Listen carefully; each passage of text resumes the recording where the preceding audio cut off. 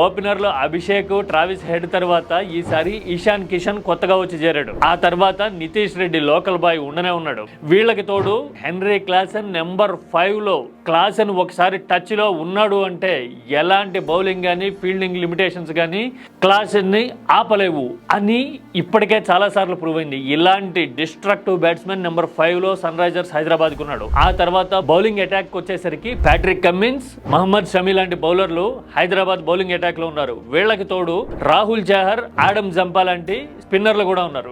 ఈ కాంబినేషన్ లో ఈసారి హైదరాబాద్ ఎలాంటి వండర్స్ క్రియేట్ చేయబోతోంది అని అభిమానులు ఎదురు చూస్తూ ఉన్నారు.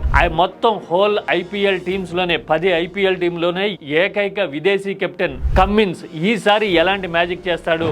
గత సీజన్ లో ఫైనల్ వరకు వెళ్లిన ఎస్ఆర్హెచ్ ఈసారి విజేతగా నిలుస్తుందా? 9 ఏళ్ల తర్వాత సన్ రైజర్స్ హైదరాబాద్ ఆకలి తీరుతుందా? ఫ్యాన్స్ ఎదురు చూపులు ఫలిస్తాయా?